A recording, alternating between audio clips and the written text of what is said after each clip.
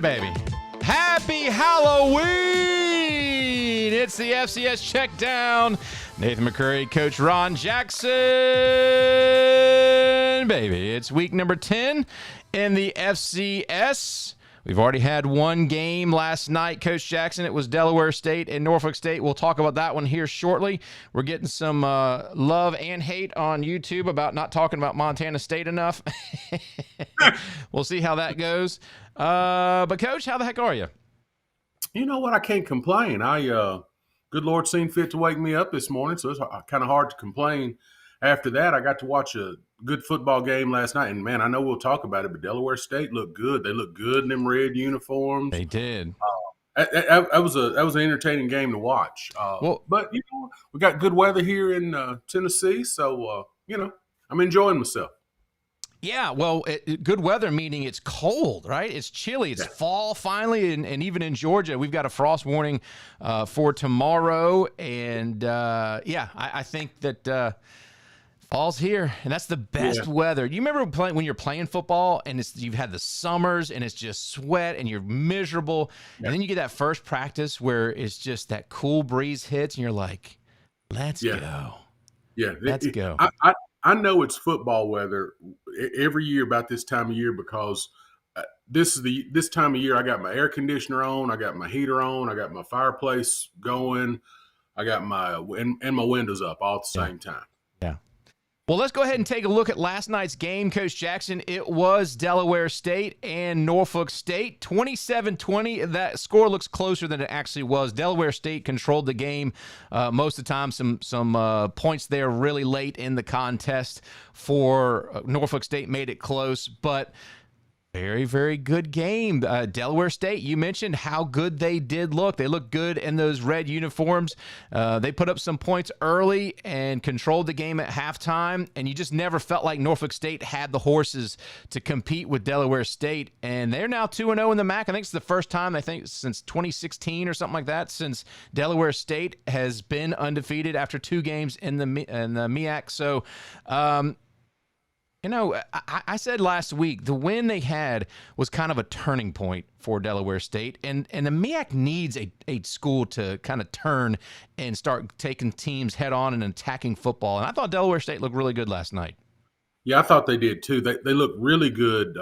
They're bigger than Norfolk State. They're bigger, stronger, faster. I thought it was a good dominating performance. Deshaun Jackson's done a good job with that team. He surrounded himself with a lot of good coaches on that team. He's a little further ahead than what Michael Vick's got to do at Norfolk State. But it was good to see 2 old teammates going at it. It was good to see the competition that they had. It's good to see the preparation. I think that game was good for HBCU football. I think it was good for FCS football, and Delaware State. They've been down last couple of years, but they look like a legitimate team right now. And can I tell you that Michael Vick is from the Hampton Roads area? This is where I grew up. He looked comfortable as a head coach. Remember, I was talking about Brendan Marion, who's now been fined $10,000 for whatever they've been criticizing officials and stuff. Brendan, compared to what I saw Brendan Marion look like, who's looking on the sidelines in critical times, maybe for someone to help him out, or he just kind of looked uncomfortable. I thought Michael Vick looked very, very comfortable being there in his home in Virginia, surrounded by a group of supporters that know it's going to take time financially and for the recruiting side of things. I thought Michael Vick looked very, very comfortable, and we kind of not criticized. We just were. The question was, is he getting the job because of his name versus what they really want him to do, which is build a program there because of what Deion Sanders did at Jackson State. I thought he looked pretty comfortable, and Deshaun Jackson's the exact same way. These may be 2 up-and-coming head football coaches that could have some success, and I'm very happy. I'm all in for it. Yeah, I think you're right there. Michael Vick has surrounded himself with some pretty good people, and he knows it's going to take a little time, and he acts like it's going to take a little bit of time. He doesn't do the Deion Sanders things where now he's beginning to throw his players up under the bus, all that yelling and talking around, what are we doing, stuff like that. He's he's really looks like he's really encouraging on the Yeah. sideline.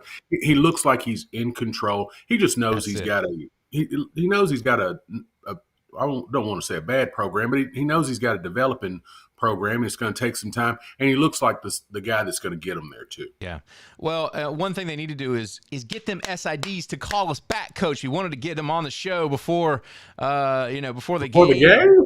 Yeah. Before. Well, no. I mean, we were gonna try and hit record on Wednesday, and we were gonna have Deshaun Jackson was the planned guest. We'd sent several messages back and forth, and then it just. There's no response. And so I get it. Those SIDs are juggling, the middle of the football season, the start of basketball season and all kind of stuff. So I get it, but we'd love to talk to him before the game. It didn't happen. That's okay. We will move on. And I apologize for the delay. That was on me. We had a couple things come up and weren't able to hit record on Wednesday night. And then we planned to go last night, and we both were just zonked. Yeah. And so we decided to do it this morning. And plus, we may have a couple of guests drop in here during the show. So here we go. What we're going to do is we're going to talk about some giveaway helmet stickers for week number 9 before we jump into week 10. We'll do the conference rundown, and then we will preview and do game pick'ems for week number 10. Let's go ahead and look at the stats for the helmet stickers. Coach Jackson, Montana State's running back Michael Wortham rushed for a game-high 89 yards and 2 touchdowns, caught 5 passes for 80 yards and another touchdown, returned 2 kickoffs for 69 yards and a long of 44. Wortham leads the FCS with 178 yards all-purpose. He had a great game there for Montana. Monmouth running back Rodney Nelson, they're having to lean on a lot with Derek Robinson being out. He rushed for a career-high 233 yards and 4 touchdowns on 33 carries. Yeah, Nicholas Mann jumping in and with a comment about Michael Vick. Sorry, I just missed that. Jackson's doing a really good job. I think both of them for what they have are doing a really good job, just for what it's worth, Nick. Quarterback Mac Visa from New Hampshire accounted for 379 yards on offense and 3 touchdowns in the 34-24 win over William and Mary. Dayton all-purpose back Gavin Lashow had 174 all-purpose yards in a 35-19 victory against Presbyterian, rushing for 133, 2 touchdowns on 17 carries.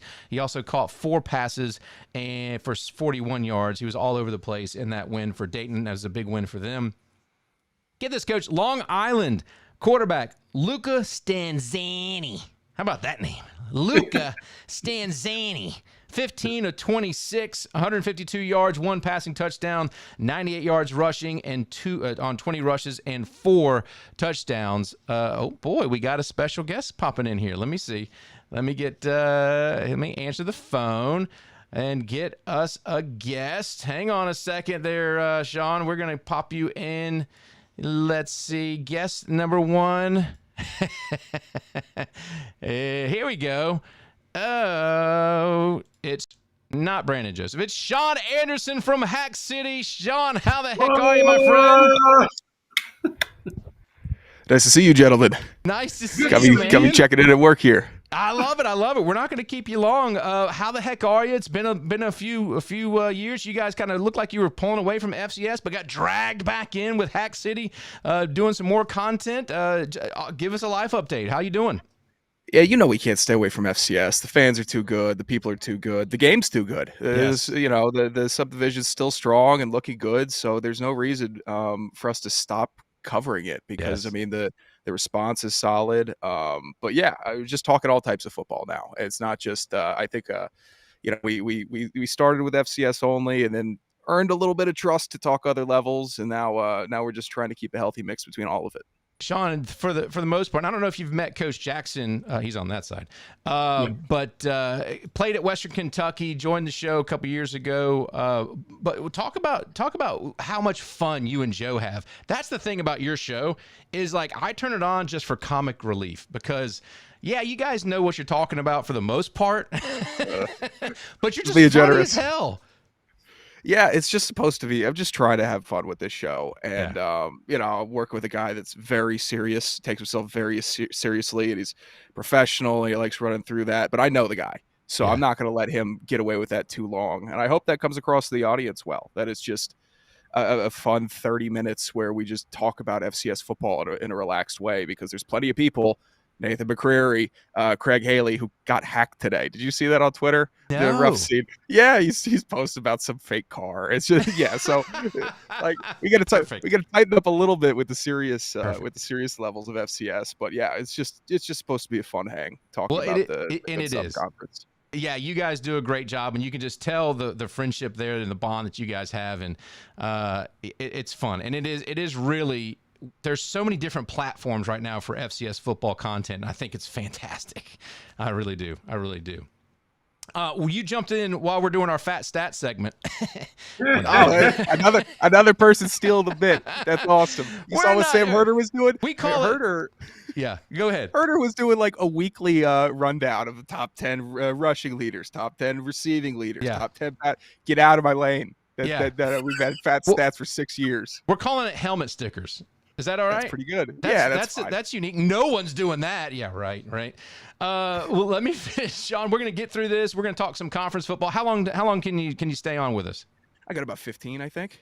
15 minutes. All right. We're going to scrap that shit. We'll let you. We're going to go ahead and look at our game previews while we got you, because that's what you're here for. Our guest picker is Sean Anderson from Hack City. So let's go ahead and jump into what we've got for preview week number 10. We'll get to those helmet stickers in just a second. Tonight's game, we got Idaho Vandals and Northern Arizona. It is a 10:30 kickoff on ESPN2. Should be a good one. Idaho is not what people thought they were going to be. They were a ranked program at one point. Not looking good. They've had a lot of trouble there at quarterback. Northern Arizona was kind of up and coming, but they've kind of slowed their roll a little bit. Both teams scoring around 25 to 28 points per game. Their defense is about the same. I think the quarterback is a huge question mark there at Idaho. And I think that's a big problem. Northern Arizona, they've got those pieces in place that I think are superstars. Some of those players like Katsis, their wide receiver, and Beresford, their defensive back, and Ty Pennington playing good football. So, Sean, I'll let you start here. Just quick thoughts on Idaho and Northern Arizona. Thought both of these teams are going to be a little bit more this year, but I'm not disappointed in either. Idaho, obviously, new coach, a lot of turnover.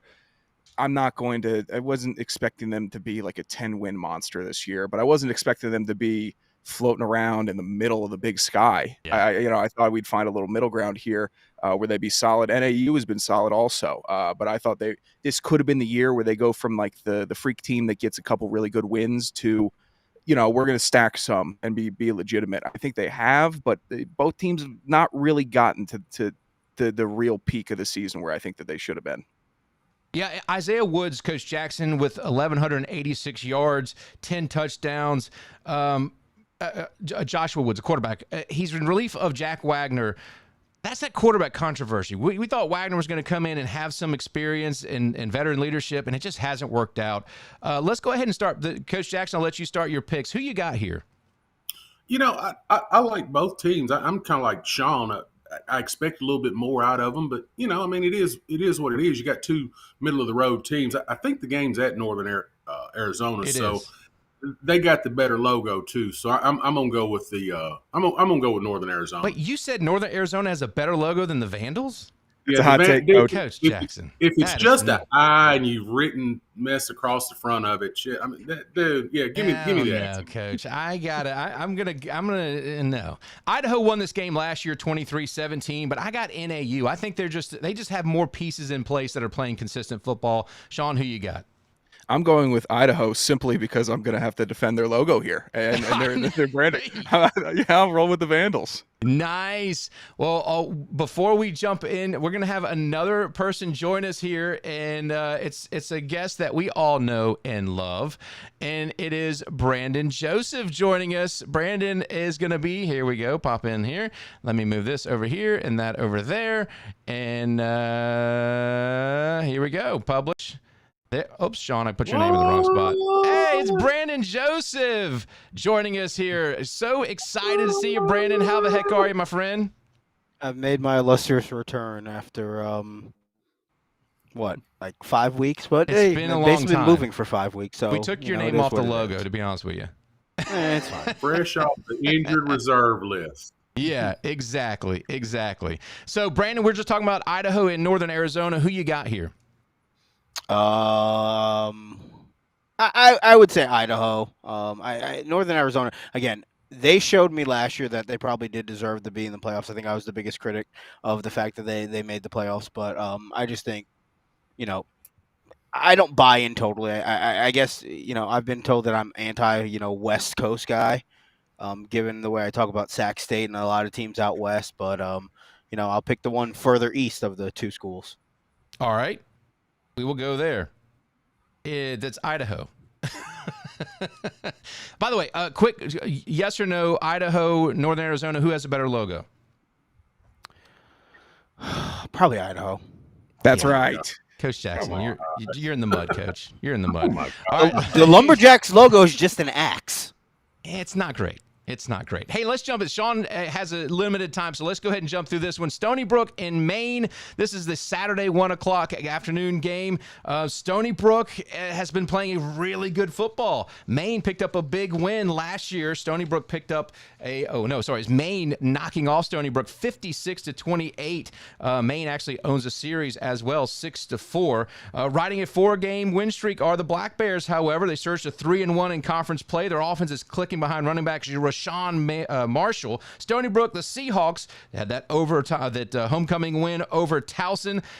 This should be an interesting football game. Roland Dempster is the leading rusher for Stony Brook. Sean, I'm going to let you start here once again. Who you got here? Stony Brook and Maine. I'm going with Stony Brook here. I think that Dempster is a phenomenal back. And with these mid-level CAA matchups, it's just who has the more talented top player, and Stony Brook has that. So if they need a game breaker late in the fourth quarter in a tight game, it's going to go to that talent, and Stony Brook just has more of that. So I'm going to roll the Seawolves. All right, Brandon Joseph, I'm going to let you jump in here. Stony Brook, Maine.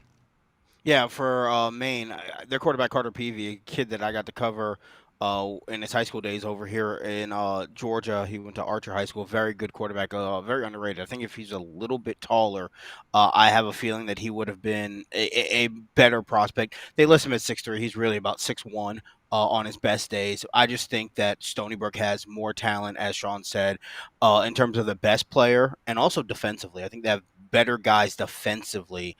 And with those two margins, I just think it's going to be hard for Maine to overcome. Redshirt freshman Quinn Boyd, they're the quarterback there at Stony Brook. Coach Jackson, I'm going to go with Stony Brook. I'm going to go with Maine, rather. I picked the Towson over Maine, and it was not even a contest. Give me the Black Bears in this one, Coach. Who you got?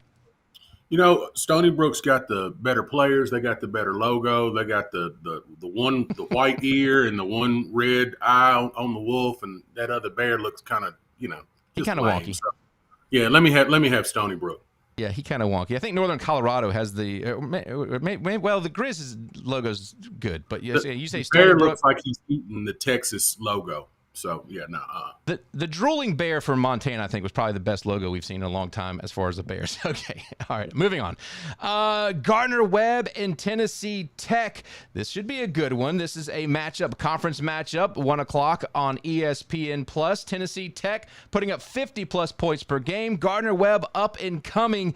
You got to look at Tennessee Tech. They lead the conference with dominating scoring. Of course, it's Kiko Vesperis, the quarterback, Carson Griesach over there doing some amazing things. Vesperis has got 64% completion, 1,600 yards passing, 19 touchdowns. That's number 1 in the conference and number 10 nationally. Where Gardner-Webb, Anthony Lowe, and Quashawn Holmes lead the OVCB, Big South in all-purpose yards. It's going to be a fun matchup. I think Gardner-Webb is up and coming. Is there any reason to believe, Brandon Joseph, that Gardner-Webb could pick up a win here? I mean, there's reason to believe. I don't think it's going to happen, though. They have a very good quarterback, do the running Bulldogs, and Nate Hampton. Mm-hmm. He doesn't turn the ball over. That's really big. 10 touchdowns to 1 interception. The problem is he completes, 58% of the passes. Yeah. So you're not really putting a lot on him. You don't really necessarily want to go, hey, win us a ball game. Kiko Vesperis is the real deal, I think, for Tennessee Tech, and I think they roll.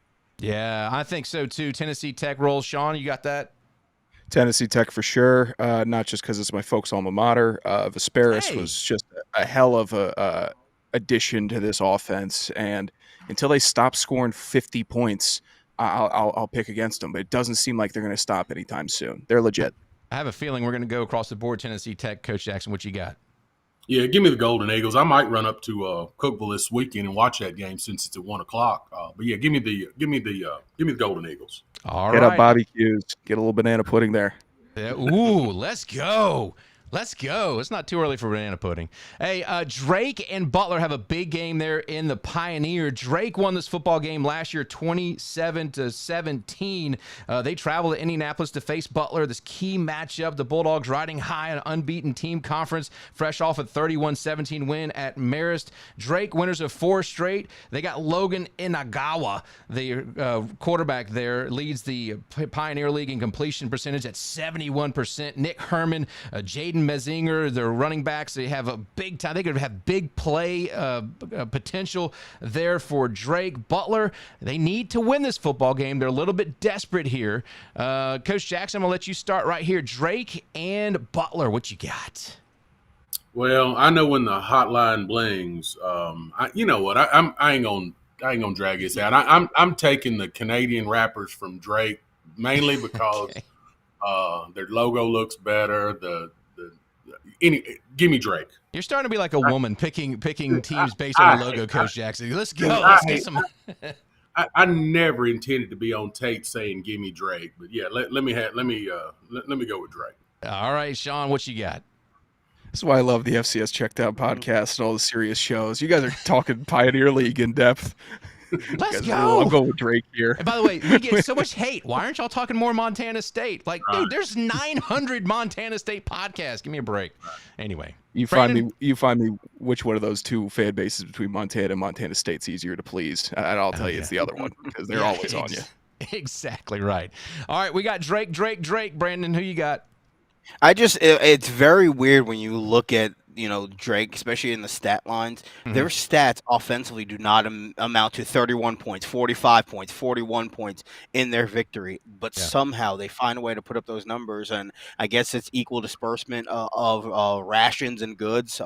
Give me Drake over Butler in the Battle of the Bulldogs.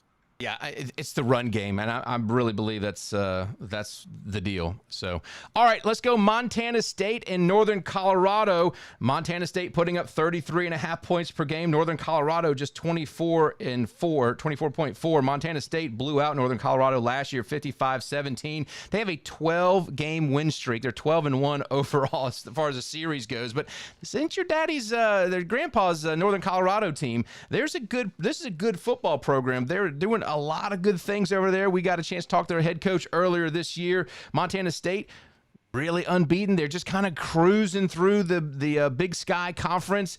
I don't like this one. I think it could be a trap game, but I obviously going to go with Montana State here. Brandon, you got any thoughts on this one, Montana State, Northern Colorado?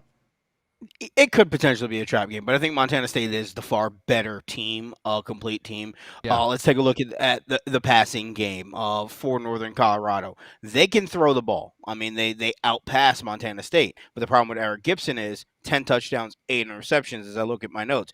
I don't necessarily know if I can trust him if they get down 2 scores to go lead me back, because he's shown that, I used to say this about Jameis Winston. He can be a sociopath with the football. His eyes just go blank and he just throws it. He doesn't necessarily think and worry about the coverage. He just goes, it's going there, it's going to do that. So I think for Montana State, if they can get up early, they're going to roll in this game, because I think they'll get more and more possessions off of turnovers. Yeah, I think it's Justin Lamson, Julius Davis. Those names, Coach Jackson, keep popping up. It's a good football team. The Bears are going to come in fighting, though. Who you got? I think the Bears keep it close for a little while, but you know what? Montana State is going to – they'll extend the lead at the end of the game, just like they need the silhouette of their logo to be bigger, to make their little cat look a little bit bigger and a little bit more intimidating. So, yeah, let me have you think – Bobcat fatigue is real, Sean. So give me Montana State. Sean Anderson. I'm feeling Montana State here. They're a wagon, and they're not being discussed a lot this year because of how good the other top teams are, like North Dakota State, South Dakota State, Tarleton. Montana's solid this year, and their pass game is better. So it's kind of pushed Montana State into a point where we're not talking about them that much, and we're not that excited, or we're not like getting that up for them. not a bad place to be. I think they're just humbly grinding away, and they're just going to keep on being a threat to a lot of teams. So Montana State in this one. Yeah. All right. I like it. Yeah, Montana State for me across the board as well. All right. Up next, we've got Dartmouth and Harvard. Dartmouth, a team that, well, number one, their helmet is amazing, right? You've got Harvard and Jaden, their quarterback, what's his name? Jaden Craig, doing a fantastic job for the Harvard Crimson. I really do believe this is going to be Harvard's time to shine. I think Harvard's going to pick up a win here. It's going to be a tough matchup. Sean, I'll let you jump in on this one. Yeah, I think it's Harvard for sure. Their offensive line this year has been like phenomenal. Like they're giving up no sacks. Craig has been really good. Even in that crazy stadium that doesn't feel real when you're playing in it. When we played in it, it was always weird vibes. But they have it's on a cemetery or something, right? Yeah, and they have you walk through this tiny little door. We didn't walk through it. I was so proud about that. Where everyone else had to like walk in, you bow down to Harvard. Screw that. We went through the fence. It was a good game for us. But Harvard's legit. I'm ranking. I've had Harvard ranked for a couple weeks now. They got a good quarterback, good run game, good offensive line. Yeah. Coach Jackson, who you got here? I got Harvard. Better steal the calculators before the game starts. So, yeah, let me have Harvard. Brandon? Harvard. Yeah, Harvard on this one all the way. Somehow my logo didn't load on this one. That's a shame, too, because this is going to be the Native American Heritage game. It's North Dakota and South Dakota. Last meeting, it was North Dakota 42-36 over South Dakota. North Dakota putting up 40 points per game. South Dakota just 21 points per game. This one is going to be the special because they're wearing special uniforms, and for the Native American Heritage game, uniforms are a big thing here on the show. We love those kind of things. Jerry Kamansky has been fantastic for North Dakota. I don't see any reason why you wouldn't pick North Dakota here, Coach Jackson. I'll jump back to you. North Dakota, South Dakota. I know you hate the Coyotes' paw. Yeah, that it looks like Paw Patrol to me. But you know what? North Dakota's they have come along this year. We had them pick maybe middle of the pack, and they're the spoiler in the MVC this year. So yeah, give me North Dakota. All right, Sean, who you got? Very impressed with North Dakota this season. North Dakota is going to roll South Dakota in this one, establishing themselves as the third best Dakota school that we have right now. Okay, I like it. Brandon? Yeah, North Dakota's two biggest games are ahead of them, one coming in their next game and then one to close out the season. They have to prepare for that. They can't get caught sleeping on South Dakota. I don't think they will. I think they can outmatch South Dakota. But it adds a little bit of intrigue, I think, in the coming weeks of their two biggest games against North Dakota State and South Dakota State and how they match up. I don't think they win either one of them, just a preview of the coming games. But I think they can show that they could, legitimately be in a conversation about a team, along with Montana State. Why can't those four be in the Final Eight? Yeah, I like it. All right, North Dakota all the way. All right, so this one, a little bit tricky. This is Youngstown State traveling to North Dakota State in this one. It was NDSU picking up a 27-14 win a season ago. The Bison lead the series 13-4. They've won 11 straight against the Penguins. We know what Cole Payton is, and I think all season long we've said Cole Payton is the engine in the FCS. I don't think anyone's going to stop this North Dakota State team, including Youngstown State, bringing their beautiful Penguin logo over to the Fargo Dome, Sean.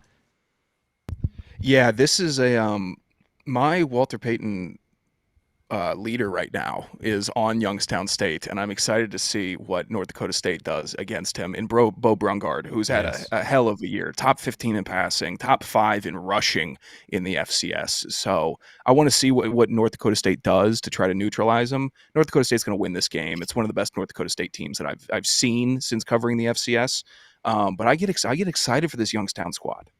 Yeah, Bo Brungard, with his legs, that's where North Dakota State's going to have to stop him, and they're really good at stopping the run, Coach Jackson.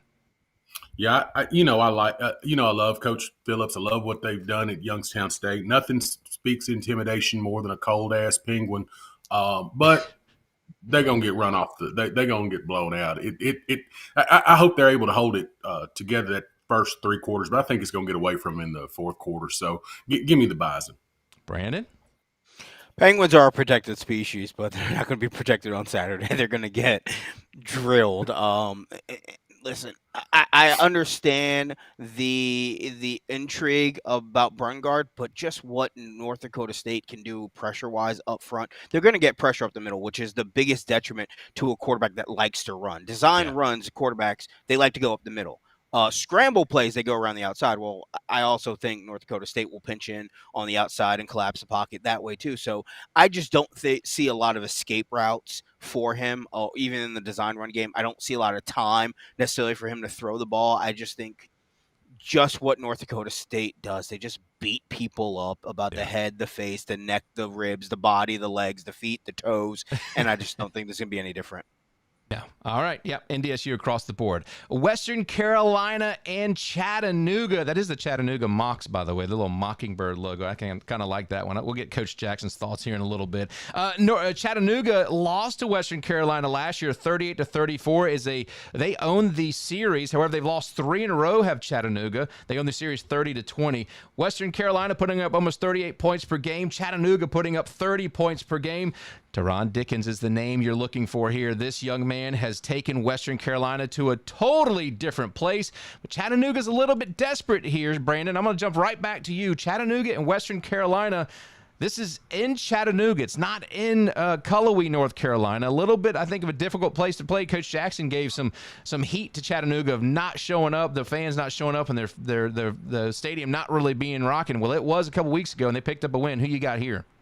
Well, I think it's more difficult for somebody to go to Cullowhee just because, one, it's a little bit more isolated, two, up in that mountain range. Not necessarily, I'm not saying you're going to Denver or anything like that, but I think it's a little bit easier coming to Chattanooga, a little bit more amenities, especially the day before and things like that. So I don't necessarily view that as a huge factor. I think Western Carolina wins the game. This was the way Western Carolina was supposed to play under Cole Gonzalez that we never saw.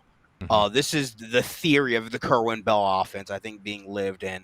Another thing, the Mocs in Chattanooga were for moccasins, the footwear. Where did this bird come from? Well, you can't. The moccasins thing and the Native American thing. It should be a shoe.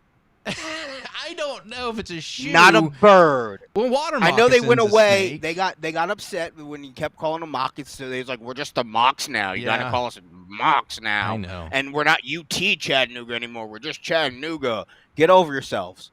You're the moccasins. Western Carolina wins the game. Sean, I wouldn't say hummingbird is a tremendously fierce animal, but they're going up against the Catamounts. Who you got? Yeah, the Western Carolina is really good, and they're one quarterback away after Teron Dickens from officially becoming an FCS quarterback factory. One more, and then we're officially looking at them as somewhere that if you're a quarterback, you want to go. Coach Jackson, Camden Orth has done a great job there for Chattanooga, but nothing. We hadn't seen anything like Teron Dickens here in the FCS here in 2025. What you got? Well, one, I was today years old when I found out it was Mocs as a shoe. Hell, I always thought it was Mocs for moccasin as a snake. Anyway, you're in Tennessee. There's a lot of confusion in Chattanooga. They're confused on their logo. They're confused on what they want to be called every week and stuff. Listen, ain't nobody come to see that game. I think Western Carolina rolls them. I think they come in there with a high-powered offense. I think Kerwin Bell has got that ship straight. And I also think that he's got his defense playing a little bit better. So I think Western Carolina beats them 3 touchdowns. Hey, another logo that for some reason is not loading in the show properly is Tarleton State versus Abilene Christian. It's a ranked matchup this weekend. Tarleton lost to Abilene Christian last year, 35-31. Tarleton putting up 45 points per game. Abilene Christian, 26 points, 27 points per game. Tarleton State is what is number 2 team in the country, outperforming everything. There's some question marks of do they deserve there. Abilene Christian's had a disappointing year. Everyone kind of thought they'd be on the top of the UAC or competing with Tarleton State. It hasn't happened so far. Victor Gabalis is legit. Trey Page, who's got my favorite bio picture of all time with his big chain necklace, Trey Page, TP3. Peyton Kramer, the wide receiver and defender, Angelo Anderson, no relation to Sean. And then Abilene Christian, Stone Earl, the quarterback who left and came back, Jordan Vaughn and Ravon Banks Jr., the running backs there. Sean, I'll let you jump in right here. Tarleton and Abilene Christian, what you thinking? It's Tarleton. They got 3 running backs with over 7 touchdowns on their squad. And when Gabalis went out for 3 games, they didn't lose a game. That's a good team. top to bottom, it's a really good team. If they didn't slip up without their starting quarterback at this level, then I don't see them falling to ACU. So, yeah, going with Tarleton. Yeah. Brandon, what you thinking? I think Tarleton wins the game. And watch out for Victor Gabales. He's going to be a guy that's getting invited to the combine. And he's going to wow a lot of people. He's going to be one of those guys that stays and throws throughout the whole combine. He's going to be on a lot of pro teams' radars. Coach Jackson.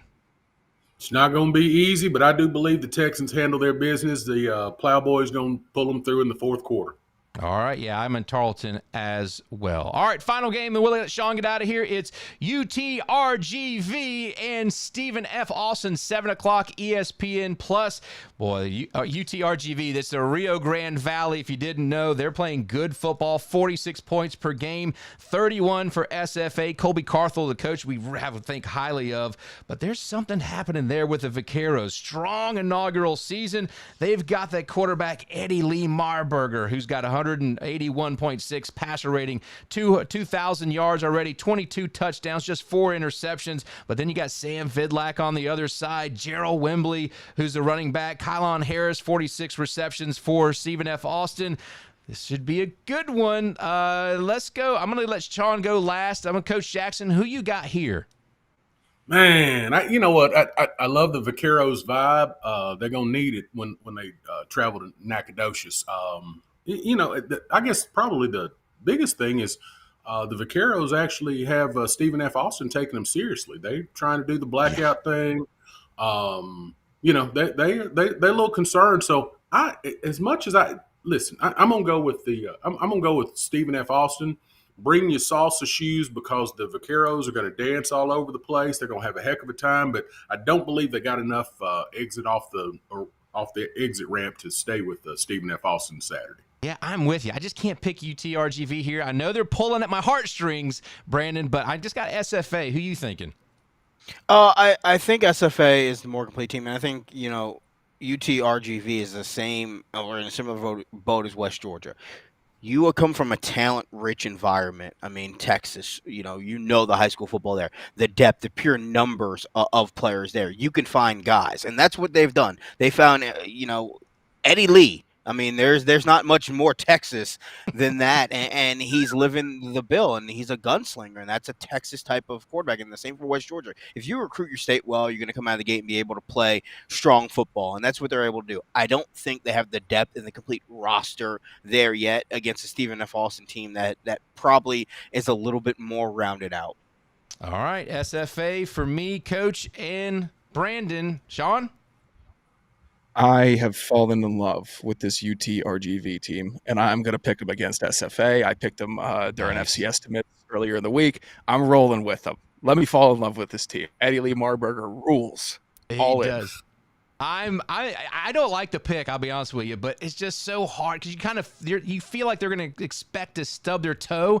They just haven't yet. They're number 4 in the nation in turnover margin. I mean, this team has done some great things. Of course, their strength of schedule is a question, but it is what it is. Sean, I had to call it. This is going to be the game that you turn on and you're going to look at the score at like 9 o'clock and go, "Oh, I need to put this game on."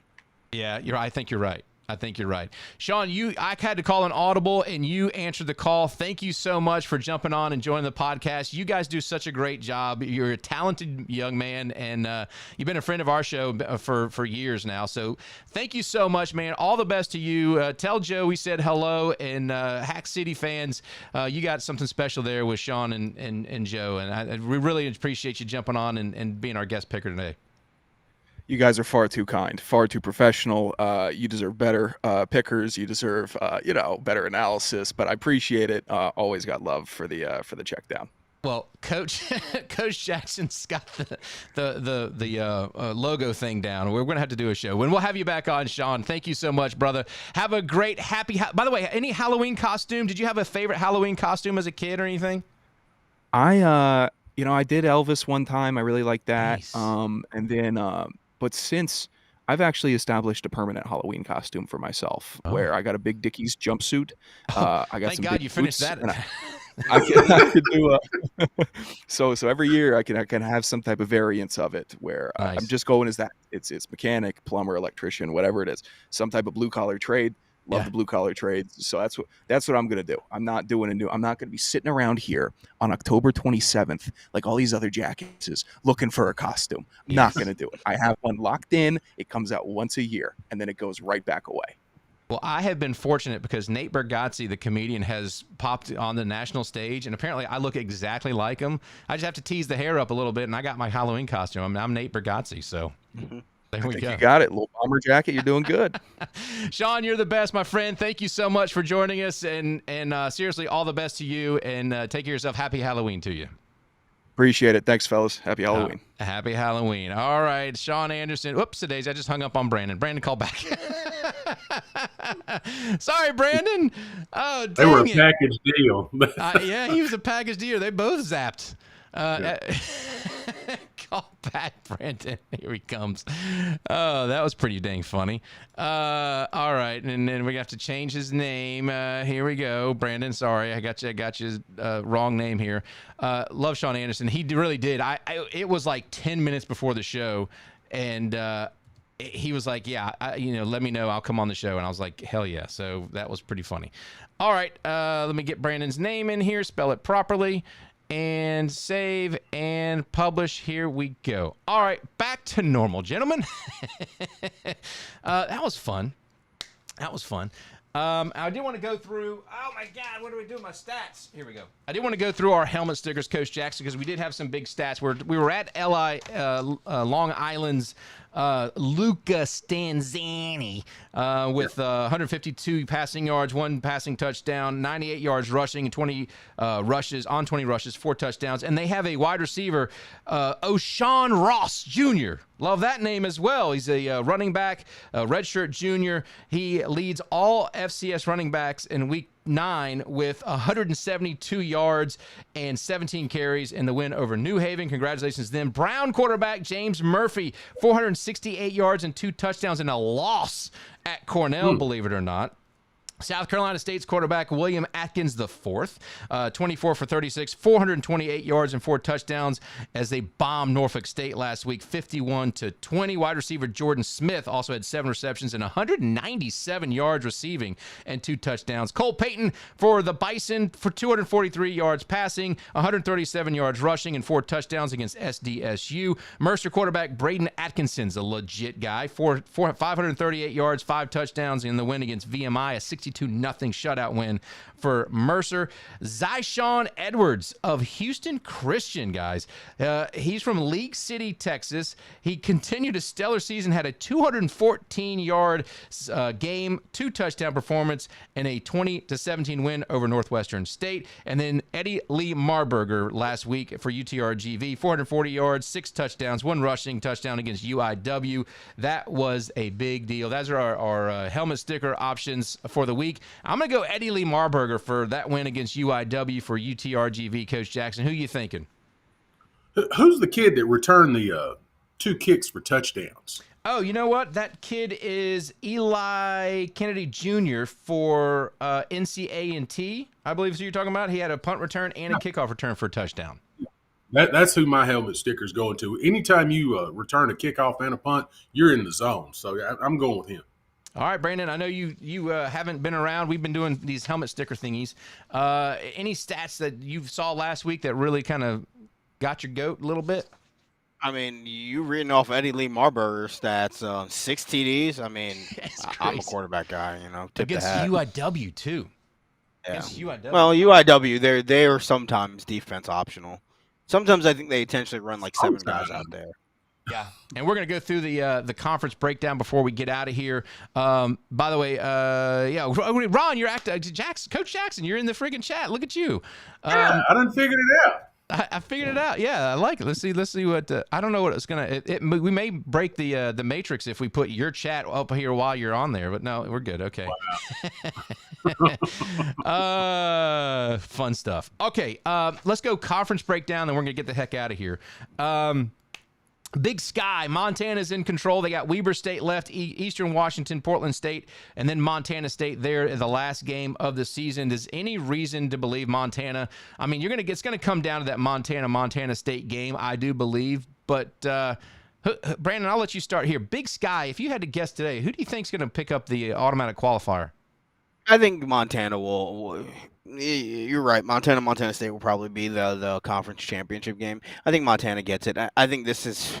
I mean, you could make a case potentially 4 teams in the playoffs from the Big Sky. I think 3 for sure: Montana, UC Davis, and Montana State. Yeah. Coach Jackson, I'm with Brandon on this. I know we're gonna take some heat from some of the Montana Colby Cluth out there. Gonna be frustrated maybe that we didn't pick Montana State. I like Lamson. I think Julius Davis is a legit, but you just haven't seen a void in Montana's offense or defense or special teams yet. So I'm gonna say Montana Grizz is gonna pick up the All-America qualifier. Who are you thinking? Whoever's got the home game when they play, because the winner of that game is probably going to get the automatic qualifier. Now, it is at Montana. Yeah, well, it's probably going to be the Grizzlies. And show a little love to Montana State. Did you see the renderings on the new stadium the stadium additions that they plan on doing? No, that was bad. No, yeah, nice. They have they're putting some money into that stadium, and it's going to look fantastic. I encourage you to look. Try and find that on X. I will. Got some nice pictures. Not your cup of tea, okay. By the way, it's not that Montana State's not a cup of tea. I just think that Montana is just. I've watched them more because it seems like iron sharpens iron. They've had a tougher schedule. Be interesting to see what the numbers are. Brandon, did you go out there to Montana State with us, or was that? I did not. Yeah, I got a chance to travel out there as a broadcast crew with Kennesaw State.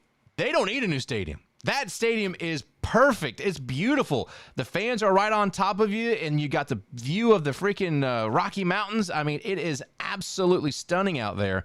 So that's interesting. But listen, they got to put money in those programs.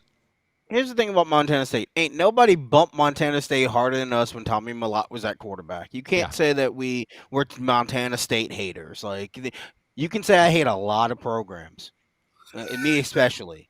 You can't say I hate Montana State. We bumped Montana State, Tommy Mellott harder than anybody in the podcast game. Truth. 8 home games. It's not. It's about to be the opponent. I mean, your home games are it is what it is. If I'm a head coach, I'm trying to schedule as many home games as possible.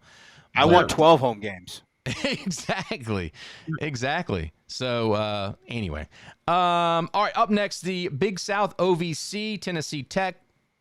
Big game this weekend against Gardner-Webb, Eastern Illinois, and then they have that SEC opponent, Kentucky, which makes me nervous because sometimes you get banged up in those SEC opponents, and then you got UT Martin to finish the season out. But I think Tennessee Tech's rolling. They're going to show the nation that they are for real, and I'm all for it.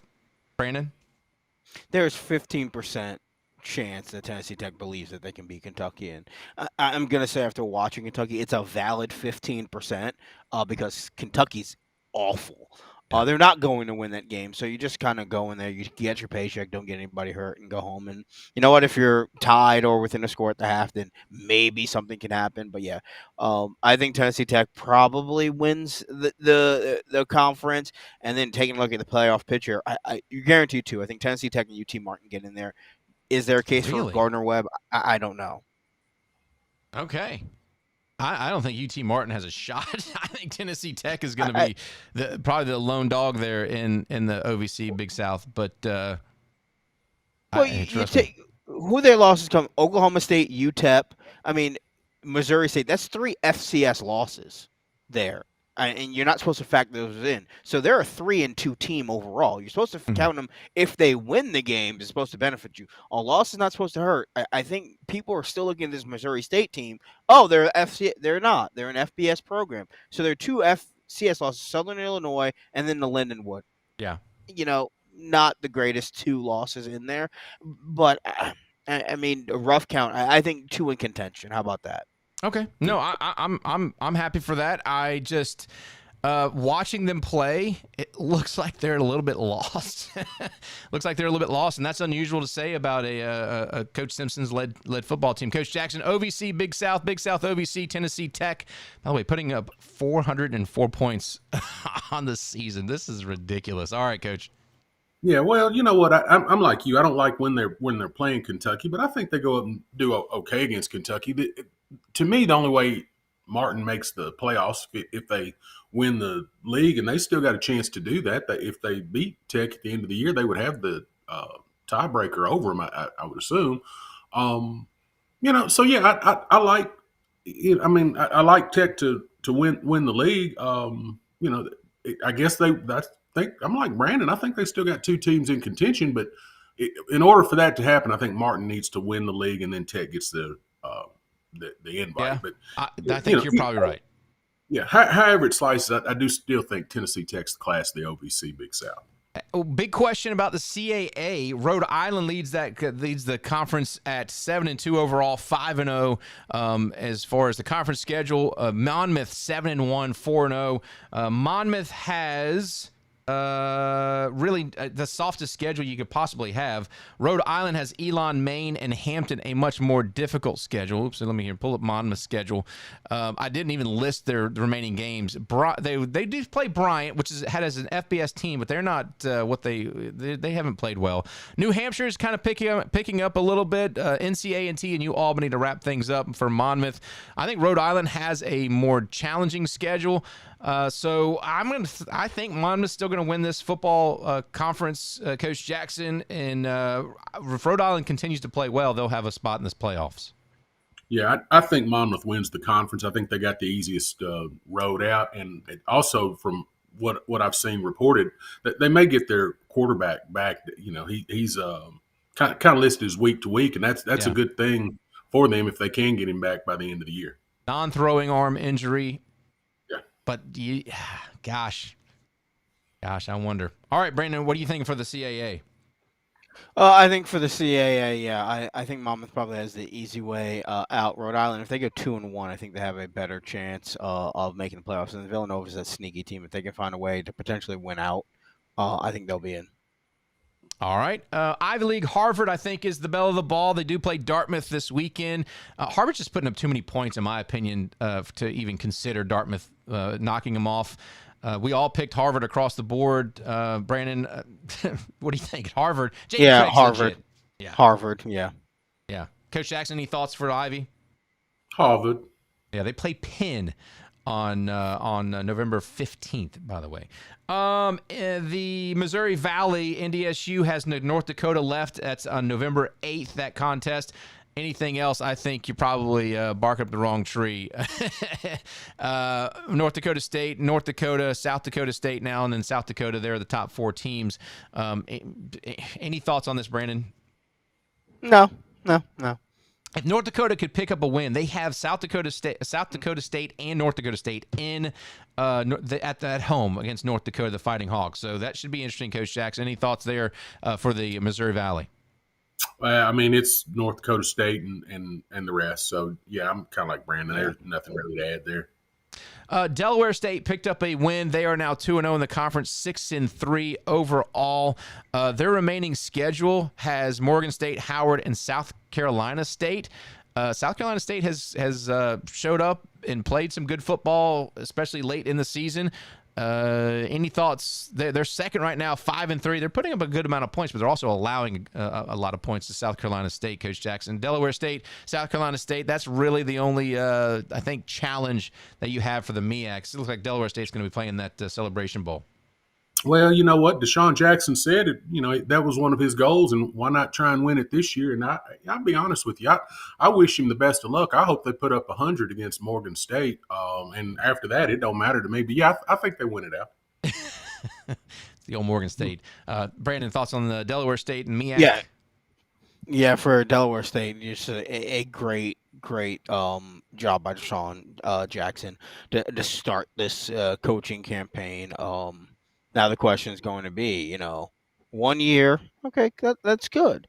If he does it again, the second year, people are going to start knocking, and people are going to start taking. And not a lot of people took him seriously. I think people took Mike Vick more seriously than Deshaun Jackson. And, I think you're right. He's showing that he put together a better staff, better talent around there, and he's probably going to go to the Celebration Bowl and raise his profile tenfold. So, The NEC, Duquesne and Central Connecticut State. It looks like they battle at the very last game of the season on November 15th for them. The winner of that's likely going to win. Duquesne stumbled. They're 3-1 in the conference, 5-4 overall. Central Connecticut 3-0. But the head-to-head matchup's going to tell the tale on this one. NEC, South Dakota. Who would you think would win this one? Central Connecticut or Duquesne, in your opinion, Brandon? Duquesne. Central Connecticut has scored 79 points on the season. We are 8 games in. They average, I'm not a math major, roughly about 10 points a game, 9 point something a game. That ain't going to win you big games. And I think Duquesne is going to be able to just to surely outscore them. Yeah, that's in the conference. But, yeah, and it is tough. Coach Jackson, who are you thinking? I don't know. I kind of like Central Connecticut. They've been on the up and coming for the last couple of years. Now I'm like Brandon. They don't score a whole lot, but they've got a pretty decent defense. In just a one-off game, I think I'm gonna go with Central Connecticut over Duquesne and be that sleeper pick to get in. Yeah, I think Duquesne. I've watched Duquesne. I think Duquesne's is. I'm gonna go with Duquesne. I think their defense is. I don't think Central Connecticut's defense is good. It's not. There's just not that much difference between them, and I think the offense for Duquesne is a lot better. Patriot League, Lehigh plays Lafayette the last game of the season. Lafayette has Richmond next week, 2 weeks, and then that game against Lehigh. I think Lehigh is a legitimate program. Any thoughts on the Patriot League, Brandon?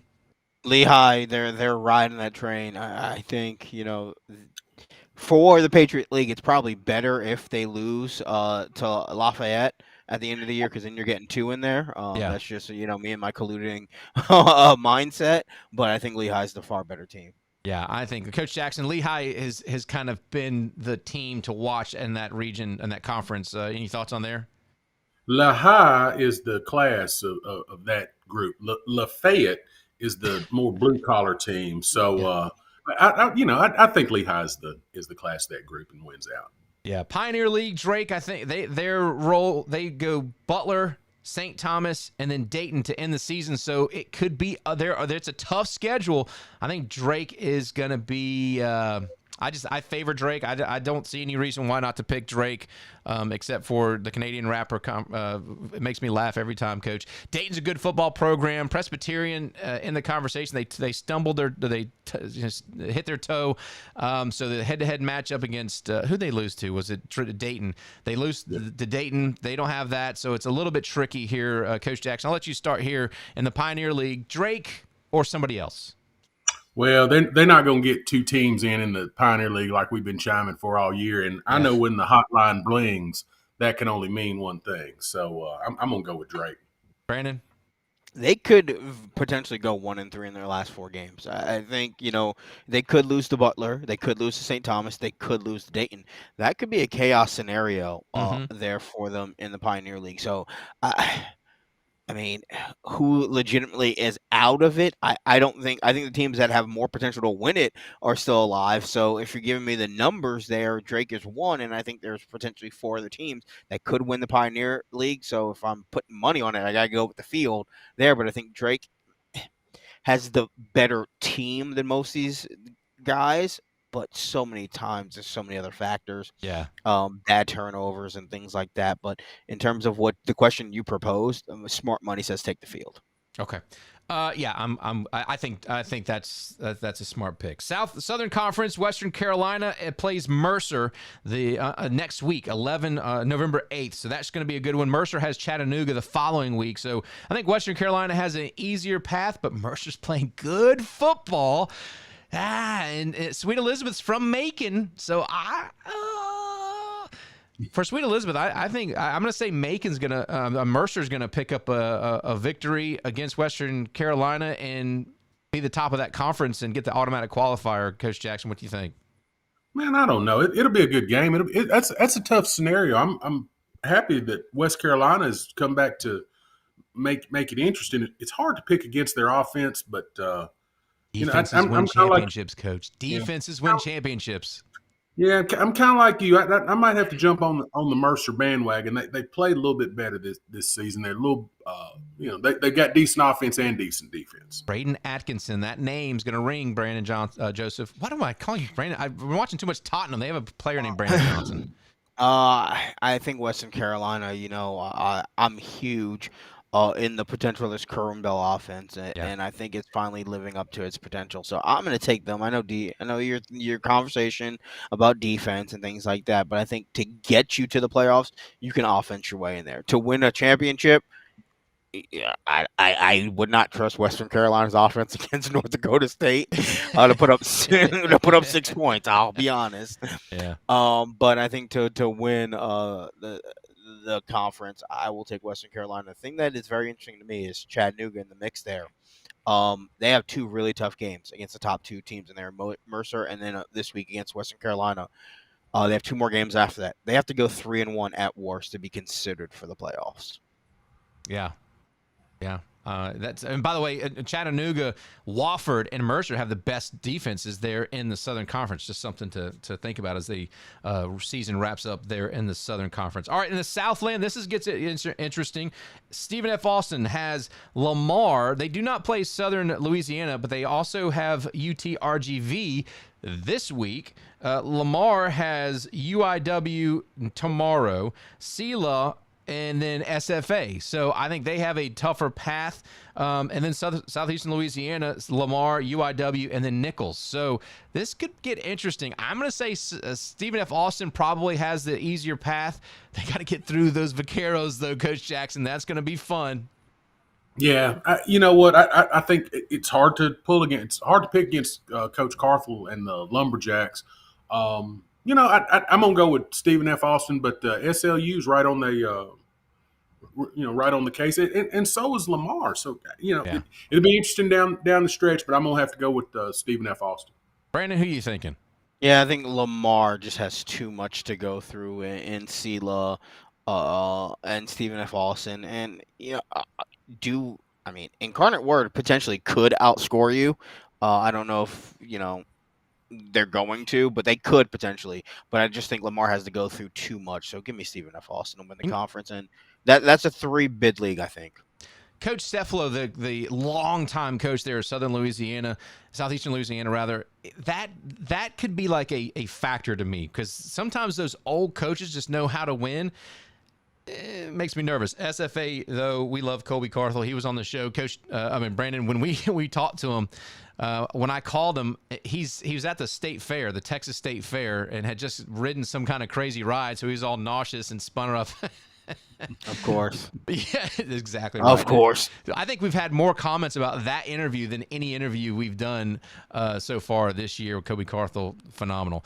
In the SWAC, Alabama State, I think that's a given. Going to go to the Celebration Bowl. And let me see. They have they lost to Grambling.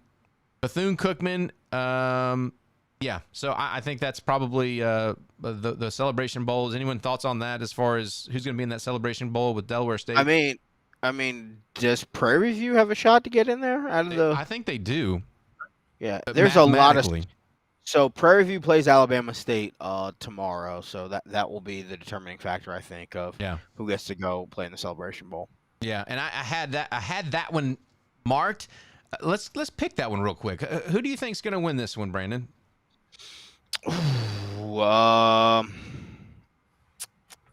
I think that Alabama State, they run an atypical offense than what you normally see in HBCU football. I mean, this offense very well translates to quote unquote traditional college football. I think a lot of HBCUs run the offense just based on the guys that they can get in to the program. So it's very fluid. I really like this Alabama State team. It's going to be tough because I think they view this all as a de facto conference championship game. Mm-hmm. So I think Prairie View will be up for the challenge, but I think Alabama State just is a little bit better. They just have more weapons. Yeah. Coach Jackson, Alabama State, actually Jackson State it has the head-to-head against Alabama State. They have FAMU, Mississippi Valley, Bethune-Cookman, and Alcorn State. So Jackson State, Prairie View, Alabama State, you got some really competitors there. What are you thinking here in the SWAC? Well, the good thing about it is it's not your granddaddy's Prairie View team anymore. So I think Prairie View brings a lot to the table. Where's the game at? Is it? I think is it at Prairie View? The game is at Prairie View. Prairie View, yep. Yeah, that's going to make it tough. Now, there's not a whole lot to do in Prairie View, so the students ought to be there. The place ought to be packed. It's been a good atmosphere. But golly, Alabama State and the Bodie kid the Bodie kid is just phenomenal. Bodie. He's going to put up 4 or 5. He's special. It's a tough travel for Alabama State, but I'm going to go with the offensive team, and I'm going to go with Alabama State. Yeah, I do too. I don't think you pick against that Bodie kid if you have to. But to Coach Jackson's point, he's really good. He's only a junior. I think people are going to be knocking on this kid's door in the portal. Yeah, that's exactly what I was going to say next. Yeah, he's going to be a kid that we see at a different universe, and it's unfortunate, but this is the nature of the beast. But yeah, he's going to be at a different university next year playing football. Yeah, and Prairie View's logo is the worst in the FCS, by the way. The worst. Just throw that out there. And then United Athletic Conference, Tarleton, I think their toughest matchup is this weekend against Abilene Christian. The conversation has gone from, Tarleton to now, oh, shit, Tarleton is legit and for real. They've really solidified a lot of support, and people are watching out for. They're not North Dakota State. We get that, but this team is very, very good, Brandon. Tarleton for the UAC? Yeah, I think hands down, and I think it's just a matter. I mean, we all know North Dakota State is a notch above. I mean, they're number one with a bullet. I mean, there is a gap to 2, 3, 4, and so on. Where do the Texans rank? Do you put them ahead of South Dakota State, knowing that South Dakota State not really all that competitive, but had a backup quarterback in there against North Dakota State? I don't know, but I would pay a whole lot of money to see that Tarleton State South Dakota State game. Yeah. Even if South Dakota State had their starter in there. I think the Texans could very well be the second best team in FCS football. Now, what does that get you? It may get you an opportunity to play the first best team in there, and you better leave it all out there in Nashville for a title, but they're going to have challenges along the way, and it's just going to be when the games get tougher later in the year and into the playoffs, do they have the pedigree to stand up to it? I think we've seen teams that haven't necessarily been good or great during the regular season find that pedigree late in the playoffs. I mean, you can count Delaware back in the day, Villanova at times, even Montana State. I mean, they were one of the teams that, very okay regular season, but when playoff time comes, they ramp it up to a different level. I don't know if the Texans have that in them, and that's what I need to see. Yeah. Absolutely. All right, gentlemen, it's Halloween. What are your plans for tonight, Brandon? You got the little ones. What's the Halloween costumes for the week? For the night? There is my son is Thomas the Tank Engine at school today. Okay. So he's going to be Lightning McQueen at home, and he has a motorized car he's going to drive around in. My daughter is going to be whatever we can get her in, and she tolerates being in for more than 15 minutes. So I remember when my daughter was little, we had a sweet peas, like the little sweet peas, and like her face was one of them, and then she had like 2 things. It was really, really cute. But yeah, Cole sounds like he's having a go of it, isn't he? Yeah, I mean, dude's rolling in candy. Got a new house to go run around and make noise in. Congratulations on that, by the way. Of the dream. It's thanks. It's been daunting trying to move again. 4 moves in 5 years, something like that. 5 moves in 7 years. So it's nice to not have to move for a while.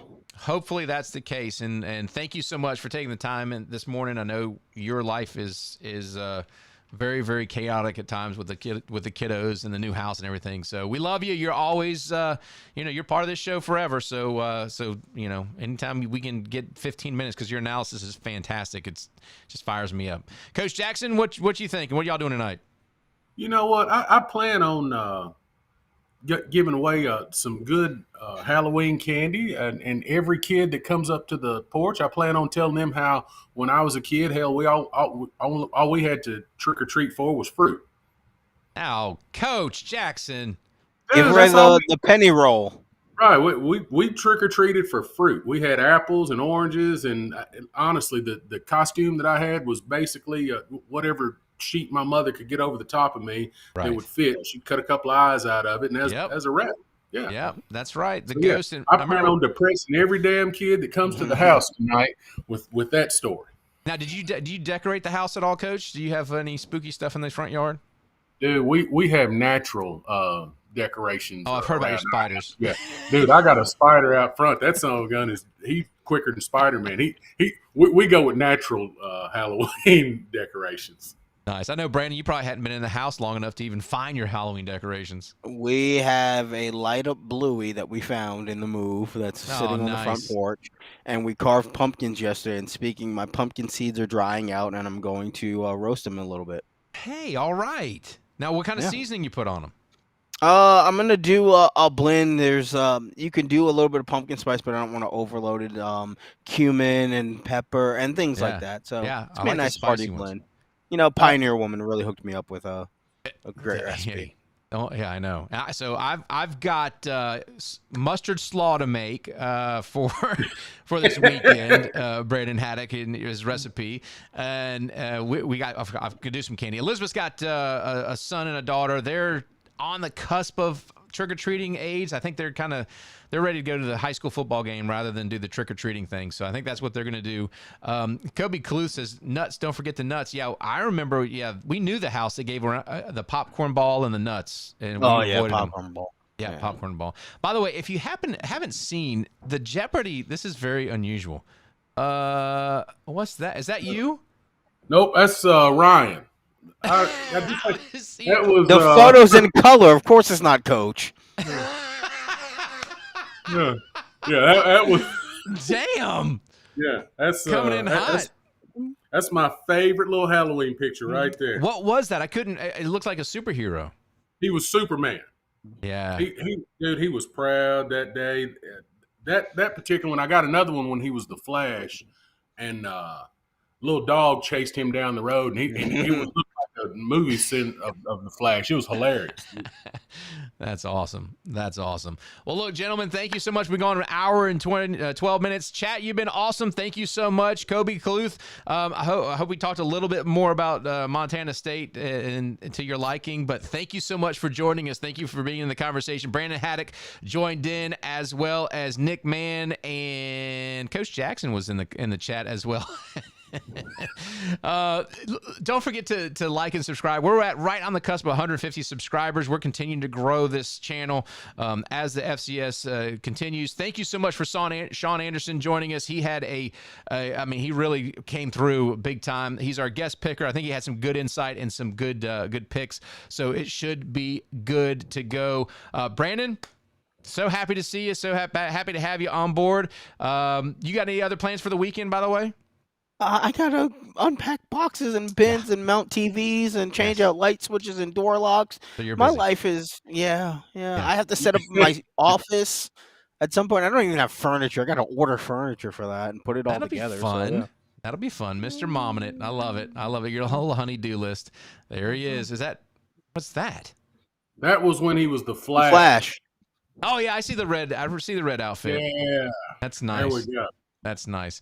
All right, gentlemen, have a great, happy, safe Halloween. Chat, thank you so much. Remember to like and subscribe and share this show. We'll be back probably Sunday or Monday night. We'll kind of put it out there for our recap show, and then week 11.